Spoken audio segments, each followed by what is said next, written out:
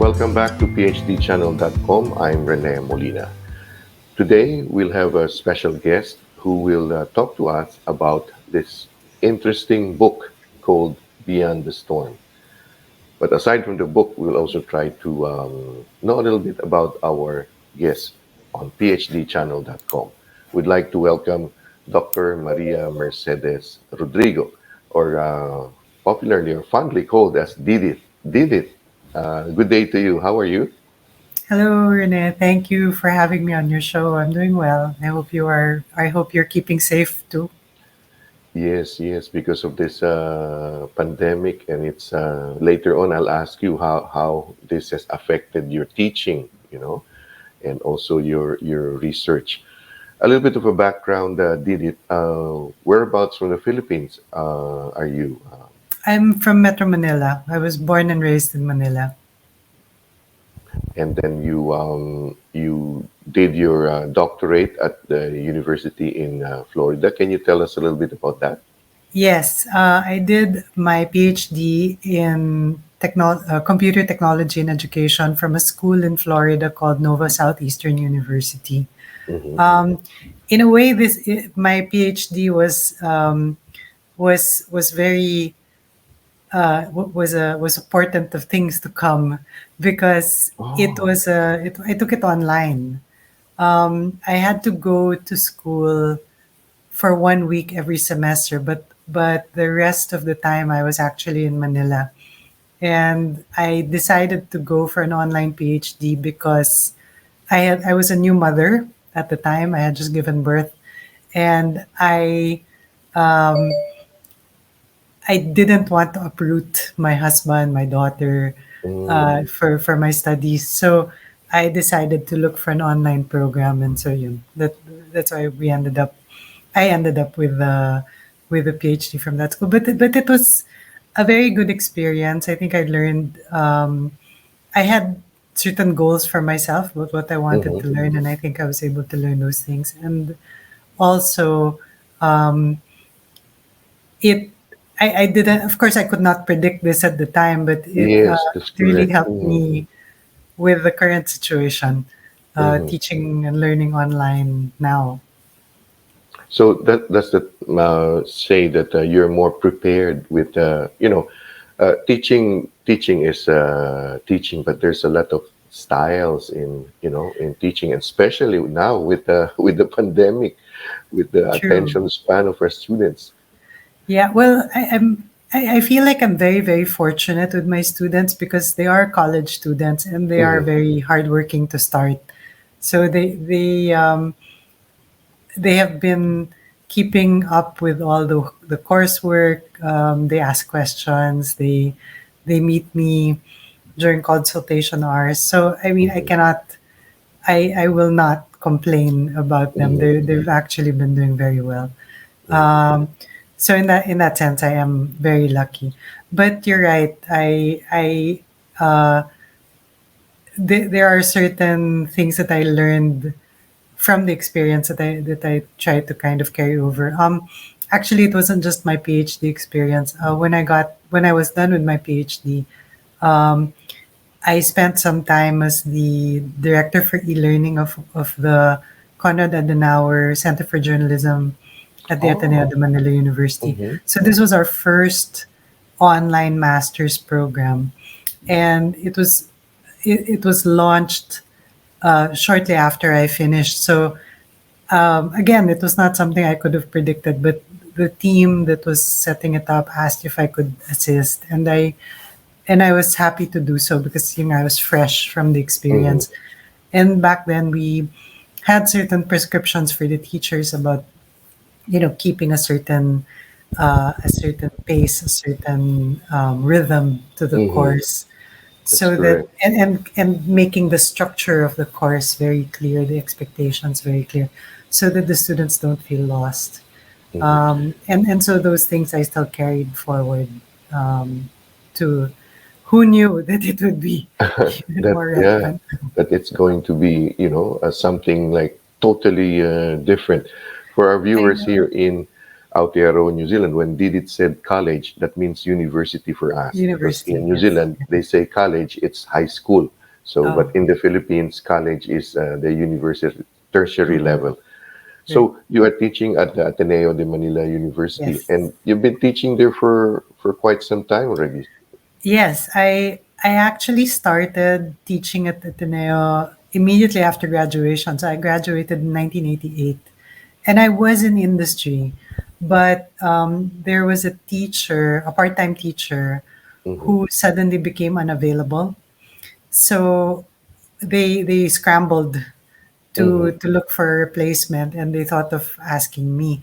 So I taught a class on Saturday mornings, and then so I was a part-time teacher for a long time, and then I finally came back, or I came back full-time after my master's. I spent a couple Hmm. of years, and I went back to industry, um, and then finally I came back full-time and never left around 2002, if I'm not mistaken. Oh, So yeah, it's been a while. we've been a sort of a similar journey. Because I was also in the industry, and I since '86 I've been teaching at started teaching in high school, Colegio San Agustin. But then in Mhm. '88, I really wanted to teach in college in the university, so I got the opportunity to teach at Miriam College, your neighbor. Oh, okay, So okay. on a Saturday, so after Monday to Friday, I work in the music media industry, and Saturday they were telling me, my colleagues were telling me, oh, you are paying for the sins of what we are doing during Monday to Monday to Friday, because we're working on marketing, media campaigns, and things Right. like that. But in 2000, I decided to go full time in teaching, because teaching has always been a passion for me. I think there's something as I mean, even in your case, that draws you to this moment of being with students that really, especially students who are in college. I wanted to teach in college, in the university, because they are really focused on what they want to do. They Mhm. enroll in your class because either a requirement or it's a major subject. Right. And so, when you say industry, you were in the technology industry, Yes, yes. Edith? I worked as a professional programmer, and I worked as a management consultant for IT. So that was I didn't spend so much. I mean, compared to the rest of my career, it was a total Mm-hmm, of 3 years in mm-hmm, industry. And then when I started teaching, when my focus shifted to my teaching, I would do consultancies, but not so much for industry, more for NGOs. mm, Um, yeah, and so, and more often than not, NGOs that had to do with education. mm. And back then, we were calling it e-learning, right? Now, well, it's still called as It's e-learning, but okay, yeah, yeah, they changed it already to it's so many terms. And right. so, it's I guess you also teach students in the postgrad. I mean, graduate students. Yes, yes. I do have master students and PhD students as well. Is it any difference between teaching the undergrad and the graduates with with the pandemic? Yeah, definitely. Because I think in terms of intelligence, there's I mean, they're as smart as each other. Yeah, I more think matured. Yeah. yeah, Mm-hmm, I think the masters and PhD students are more mature, more focused. However, the masters and PhD students, I think, are much more vulnerable in a way. I think life tends mm. to happen to them. Oh yes. So um, they tend to, how should I say this? Um, The priorities, things like happening in their family life. yeah, exactly. They're more responsible for the people around them, I Mm-hmm, think. mm-hmm, So um, the they have to take care of their parents. mm-hmm, They some of them have children. some of them have financial obligations Mm-hmm. for quite unlike the college students who are still taken Yes. care of by their parents. Mm-hmm. Mm-hmm. So when also because the masters and PhD students tend to be older, they also have more health issues. Ah, yes. Uh-huh. So I noticed that that many of the graduate students tend to be susceptible to these life events, Mm, and when things like that happen, then um, yeah, then they really have to take some time off. So a lot of my students have had to uh, interrupt mm, their studies and then come back. So a lot of them, most of them come back naman, mhm, but mhm. some do not. As a professor, which do you of course you miss the face to face interaction because there's the dynamics is a bit different really, but there's also an advantage with the online teaching, right? Yeah, I guess there is. I mean, the biggest advantage is that you can work from home and that you're in within easy reach of the kitchen and the bathroom and Ah, of yeah. course the privacy of your own home. But I would still prefer to teach in the classroom. I think Mhm, the especially for the undergraduates because they need. I think they benefit quite a lot from the physicality. You know, yes. Mhm. there's The they're dynamics in non sorry. mm, the dynamics in the Yeah, classroom is like, and there's a lot more sort of hidden scaffolding that we're not totally conscious of, mm, things like if you're not sure what to do about something, you can always kind of look at what your seatmate is doing or look at what your mm, classmate is doing, and then, oh, yeah, correct. yeah, okay, now. Mhm, Or like when there are deadlines, when there are requirements, something maybe you weren't completely paying attention when that happened, but then when you notice that everybody's sort of scrambling for mm, something, then you know, okay, wait, I obviously missed something. So there are all these cues mhm, around you that you can pick up on, which you don't get online. So now there's a lot more pressure on them to really pay attention, and there's mhm, also a lot more pressure on the teacher to make sure that all the requirements, all the deadlines are spelled out and repeated. mhm, We try to do that face to face, but it's like it's all the more essential now mm, because if not, mhm. students will just forget. Is the Ateneo already doing face-to-face, No, not yet, class? not Oh, yet, not yet. We're there has been I think Metro Manila is at alert level 4 now, oh, and I'm sorry, alert level 3. I'm sorry, mhm, and therefore limited face-to-face classes are allowed. However, um, I think there's an approval process. You can't simply say, okay, everybody comes to school on Monday.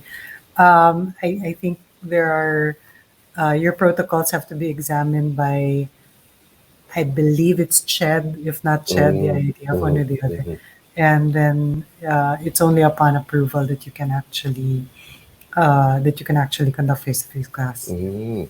So even the faculty is work all the faculty admin. So the campus is totally devoid of people, It's not except for. totally empty because there are some people who do come to work. Mm, Uh, I was going to work about 2 or 3 times a week mhm, during the pandemic because, well, this was a past position that I had. I'm not sure if you know, but we have a technology and a creativity and innovation hub called Arite, which Arate, yeah. Mhm, yeah, which was set up back in, I think it's 2017, 2018, and I held the position of executive director for 2 years. So during that time, we we tried to well, when I began, there was no pandemic yet, Mm. and when I was halfway through my term, all of a sudden there was this pandemic, Pandemic. Mm. and so we had to scramble and really try to think, well, how do what do we do? How do we stay relevant Mm. when we have no because so much of Arete is the building, and so when you no longer have that building and you can no longer open that space up to people, what do you do? And so we had to find a way to create online programs. Mm. And one of these programs was the magisterial lectures, which are available for free on the Arete page and on YouTube. Um, these are a collection of over 70 lectures from our faculty, and they're shot in Arete and they're Mm. professionally edited. So Wow. they are like our equivalent of the TED Talks. Oh, yes. Oh, wow. Interesting. Yeah. Mm-hmm. So it's we're very very proud of them because they are, a high production value Mm-hmm. series, and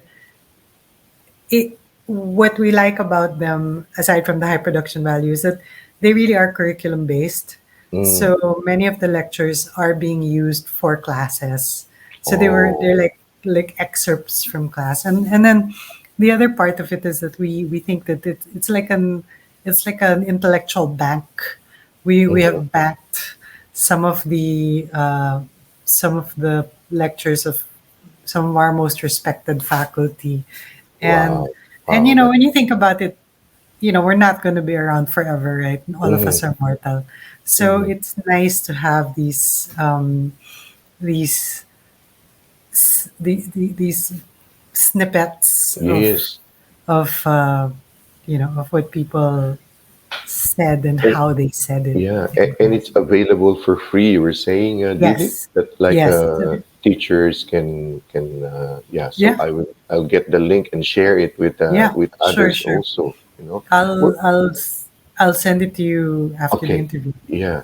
Whereabouts is the building in the Ateneo? Because I just would like to picture it. Is it? It's the building closest to Katipunan. So if Oh, it's very close to Gate 3. So okay. if you're coming in to the campus from Gate 3, it's the building that's immediately on the left. Oh, so it's a new Yeah. building because when I left, it wasn't there yet. Because Yes. I live across Ateneo, so normally I just take a shortcut from Miriam. I cross through Ateneo and come out somewhere in what's that National Bookstore or somewhere there. Yes. Yes. Yeah, and my family has always been very close with the Jesuits. It's because of my aunt. She was very close with them when she was still teaching in Xavier in Ateneo de Cagayan. So Mm-hmm. yeah, I have had fond memories of some of the Jesuit priests who were still seminarians before, who are now like the likes of Father Joey Francisco, who was just a seminarian and he Yeah. became the president of the Loyola School of Yes. Theology. And Yes.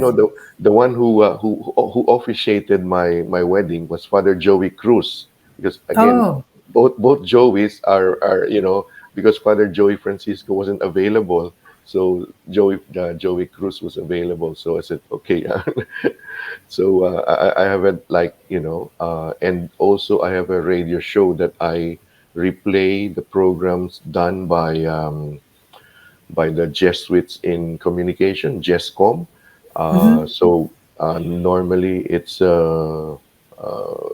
Cardinal Chito Tagle, Yes. his program called Kapit Pandasal. So I Yes. played Yes. that. And again, I mean, I didn't realize that all of them would become, like Father Joey Reyes, and all of this. Father Hontiveros was very close to her family.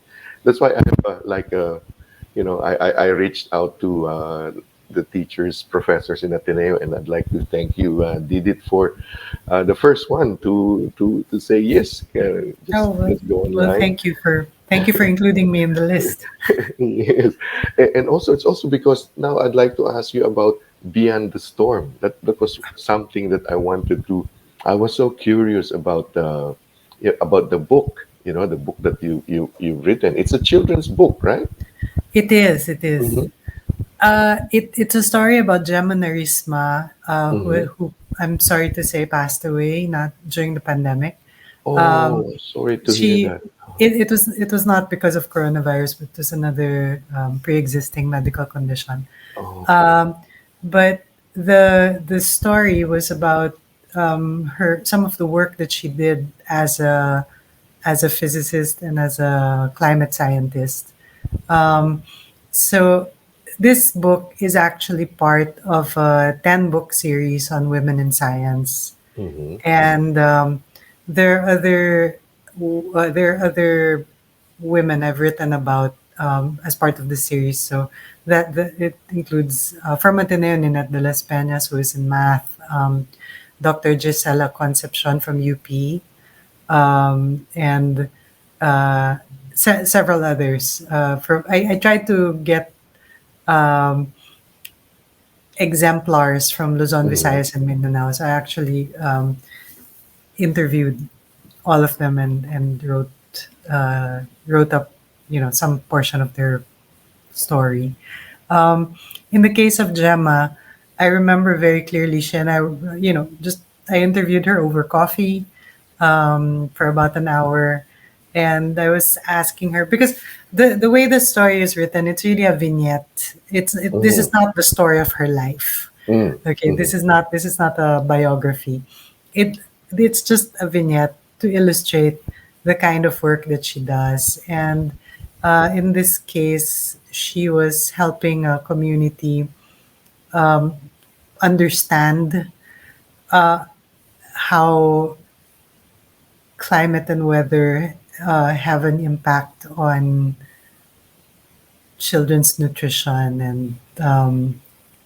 and other sort of day-to-day aspects of life. Okay, very interesting. Mm-hmm. Mm-hmm. Yeah, it's short. It's about 1,000 words long. Mm-hmm. But is the book available online? I mean, can someone purchase it through online, the Amazon or something like that? Yes, it's not available on Amazon, but it's available through Bookmark. Bookmark is the publisher, and they are online. Okay. They're also it's also available on Lazada and Shopee. Okay. Yeah, sure. So, Because I'd like to buy a copy, and then part of my advocacy really is to share things like online or with the community here in Aotearoa, New Zealand. As an educator, and these are things that I'd like to share. And I'm saddened by the passing of Dr. Neris. In she, fact, I emailed her because she was in my email list. I saw it in Ateneo, so I sent an email, and I haven't. She had, of course, there's no response anymore because she was part of the Manila Observatory also, right? yes, She's the yes, executive she was. director, was she? That's true. Yes, she was. Um, and she was executive director when she passed. Yes. Oh, okay. Yeah, because as I told you, I was looking for.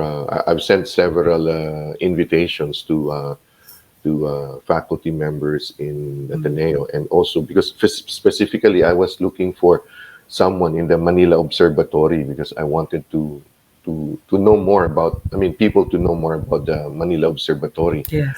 and hopefully I'll get a response from the observatory. I think Father Jet Villarin is also part of the observatory Yes, he is. after being president of the Ateneo. Yes, he took 1 year sabbatical, and then I believe he is the executive director of the observatory now. You can Ah, you can okay, fact check that. okay. What I remember is he's the new executive Okay, because director. I will reach out to him. I got to interview him on my radio show in the Philippines when he was still the president of Yeah. Xavier. si Father Jet. Because he has an interesting PhD, eh, yung Yes, atmospheric sciences, eh, parang ganun. yes, So yes. I He's was a like, oh, Father Jet, what is that? So, yeah, from right. Georgia Tech, I think. Georgia Tech. That's correct. Yeah, Yes. yes. Mhm. So now, what are your research interests, Didi? You know, I my research interests are technology and education and using mhm. artificial intelligence for education. Oh, I um, I have a lab called the Ateneo Laboratory for the Learning Sciences, mm, and there are two main things that we do. One is we create software for learning, usually games, and then the second thing we do is we do a lot of learning analytics. Um, if you and your listeners have an interest in big data and data mining, it's mm. essentially applying data mining and big data on educational data specifically. Oh, wow, very, very interesting. You know, so much has happened in the education sector in the Philippines, and it is all driven by technology and people who have knowledge and expertise like you did it. You know, not just as an academician, but you know, in real practice. And it's nice to know that there's a, like a laboratory in Ateneo doing this one because gamification is one way of putting in across the message and so is it I guess students line up for these courses probably because it's something that they like. Well, the laboratory is a research laboratory, so we don't offer courses per se, Oh, but okay. all of us, I mean, the majority of us in the lab are faculty. Mm-hmm. And we do have courses. In fact, we have a degree course on digital game design and development. And you're right, it is very popular. We have quite a number of students enrolled, um, and many of them end up working with the faculty who are part of this lab, Mm-hmm. because we're the ones who who, who do games. Um, and I don't know. I feel so guilty saying it sometimes because it makes my work sound so trivial. Parang you're playing games for work, but but and in my defense, when I feel very defensive, I say, wait, it's the difference between riding a roller coaster and building the roller coaster, right? Mm-hmm. So it is quite difficult. It's to design games, especially games that are supposed to be that are supposed to have a learning benefit to them. It's actually not easy, because you have to make the learning content interesting Mm-hmm. without dumbing it down and without making it so the challenge really is to make it to make the learning part of the game Part of the mechanic. gaming, that's correct. Yes. Yeah. So you don't want to. So as I said, you don't want to turn it into what some people call chocolate covered broccoli. You want to make it. So You want a tight coupling between what it is that the student will learn, or has mhm, to learn, and how they move about in the game. And mhm. so, yeah, and that's always difficult to balance, I Mhm. think. And that's what we try to help our students do. And you don't want to trivialize it's not just gaming per se, but there's something Right. really beyond the gaming, and it's Yeah, for yeah. education. But at the And you same time, don't you want don't. Yes, go. sorry. Yeah, No, carry on. you don't want the learner to win the game out of luck. You want Yes. them to win or to get to the success condition, Hmm. um, because they actually demonstrated that they learned whatever Hmm. it was that they were supposed to learn. So, And of course, you don't want to take the fun out of playing the game. Also, you know. true, true. And because if it's not fun, then it's not a Yeah. game. Yes, Yeah, that's correct. I think as when we started our conversation, you said it wasn't, we didn't know or you didn't know that 10 years later, 20 years later, the pandemic will come.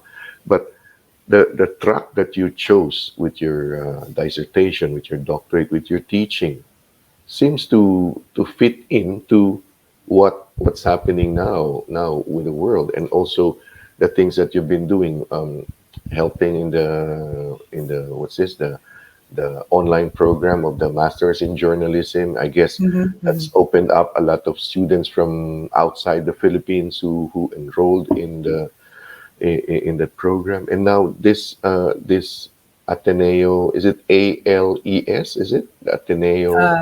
Uh, ALLS. ALL. ALLS. Yeah, Yeah. the laboratory, which I think is has a lot of things going on that but how do you do it now? Because it's all online. That's why you said Um, 3 times a week you can go to the campus. I, Okay. I went to the campus principally for Arete, but the Mm, work that we do for the lab, um, a lot of it is doable online because there were okay. mm, Um, let's see. For the software development part of it, we were mm, able to work online because mm, the team was distributed. We had one person in Laguna, we had a couple of people in Naga. You know, mm, there were people all over the country. I don't think we had anybody. No, we had somebody in Mindanao. We had somebody in Cagayan de Oro, if I'm not mm, mistaken.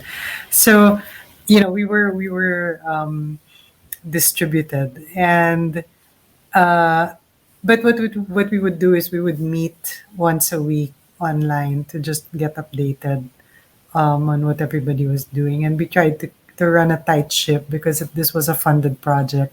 mm, So we we really had, you know, we had deadlines,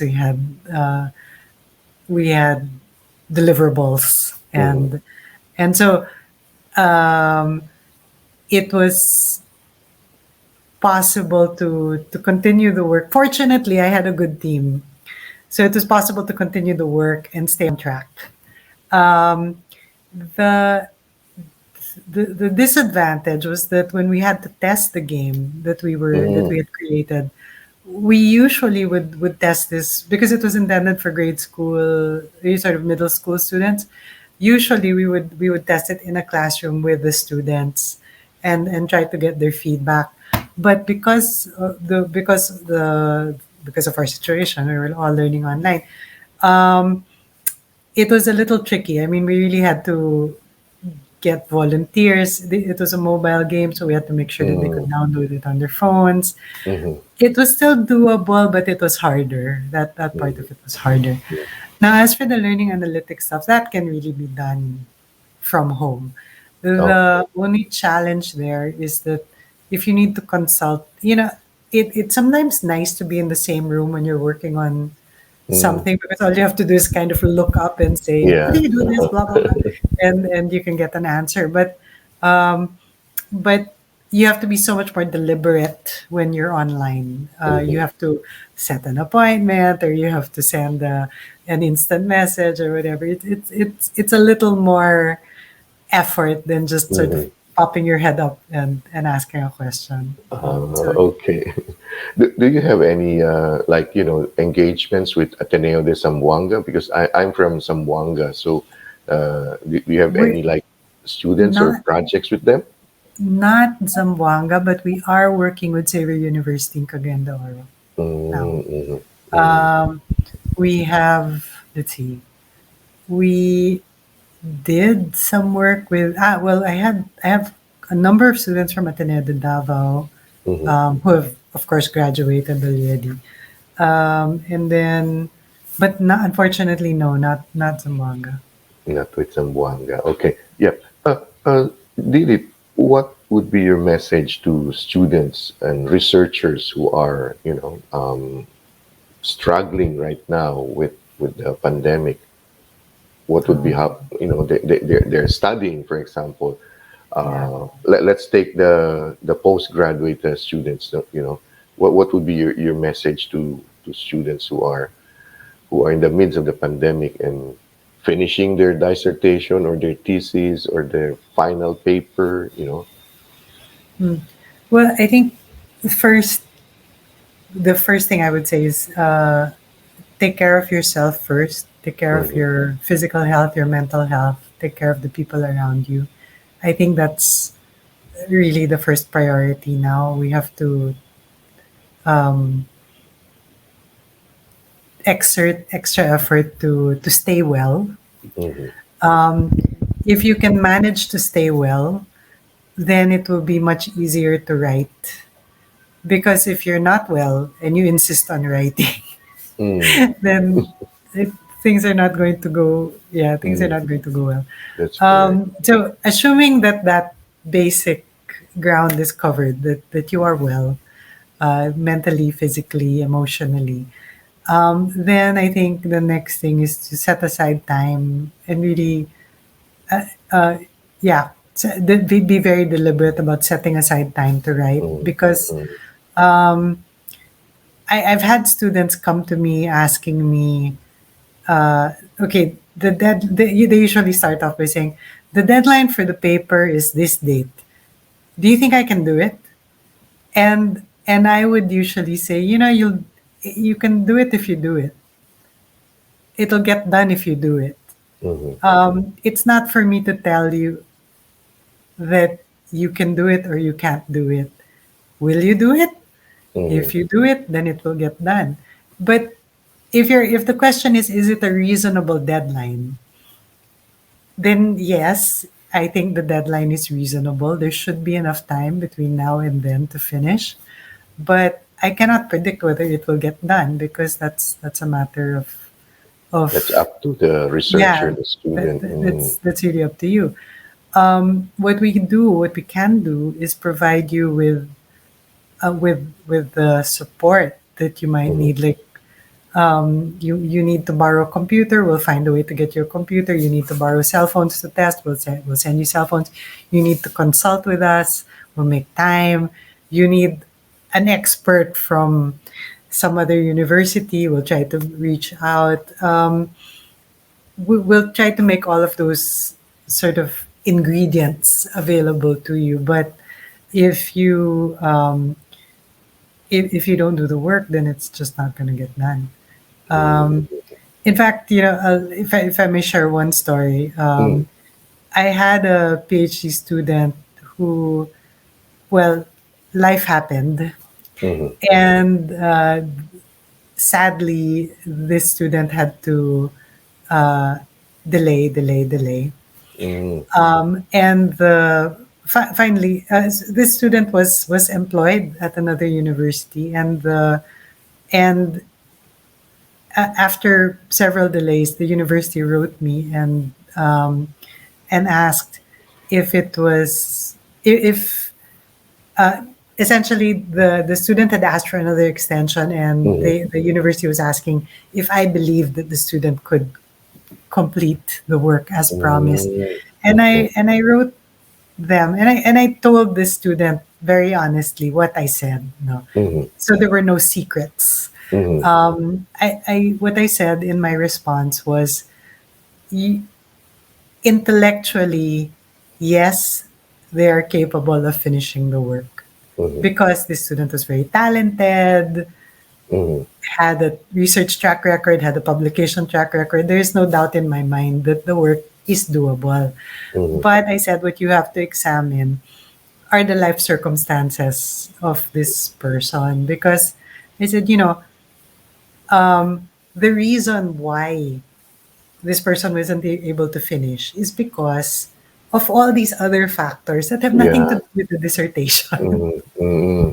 you Hmm. know, so if those factors are still there, Hmm. then the dissertation's not going to get done. Yeah. But uh, so you have to examine the circumstances. It's not the intellectual capability. The intellectual capability is there. Yes. Hmm. It's everything else. It's life. Hmm. Yeah. Mm. It's a, Mhm. yeah, it should be a holistic approach, really. And Yeah. I guess at the end of the day, it's the researcher, the student, the why. Why are you pursuing this program? So it's really it's up to me, the researcher, the student. Is it that you really want it? That why you want to Yeah, pursue and yeah, finish it? true. Mm, And that's correct. what are your motivations? Is this just because of the promotion, the CHED Mm, requirement, or is this mm, something you're actually quite passionate about? that's correct. Didit, I'd like to thank you for sharing your a bit of beyond the storm, your journey as a researcher. You've always been supportive of me. A couple of years ago, I reached out again because I was doing this blog, and then I just wanted to touch base with people, and you were the very first one who shared your journey on my Oh, blog. thank So you. again, thank you very much, and all the best in your in what you're doing. Do you have linkages with universities here in Aotearoa, New Zealand? Does Ateneo Uh, have a yeah, linkage? actually, not in Altero, but I work with somebody from the University of Canterbury, Oh, Dr. Tanya yes. Mm. Machulik, yeah, Yeah, so that's and in Christchurch. in Mm. Christchurch, Mm. yeah. Mm. Yeah. And who else? I have another colleague, but in Australia, Charles Darwin University. Mm. Um, Mm. and let's see, who else? Yeah, so there are a few Oh, people okay. in I'll try the. to see with the research interest in your area, and then try to connect you with the professors. There are two Filipino professors in the University of Canterbury, and one Mhm. of them, Dr. Alex Tan, did his bachelor's in political science in Ateneo, Oh, okay. and he's now the head of the political science and international relations department. And the other Wow. one is Dr. Jerry Nartea. He's also the head of the finance department. So, and there's another one, Susie Morish, I think. Yeah, so I'll try to find, because that's also my, like, I'd like to link people from universities here with the universities back in the Philippines. So thank you very much, Didit. As we Thank you, Rene. say in our language, maraming salamat at Maraming tayo salamat. ay nagkita-kita muli. Hopefully in better days we will see each other either in Manila or here in New Zealand. Have a cup of Yes, coffee and get a real picture of of, yes. I hope but so. mhm. I hope that day is not too far away. That not too far away. That's correct. Yeah. So thank you very much, and thank you very much also to our listeners and viewers for tuning into PhDchannel.com. On behalf of Dr. Rodrigo, I'm Rene Molina. Thank you. Take care, and God bless.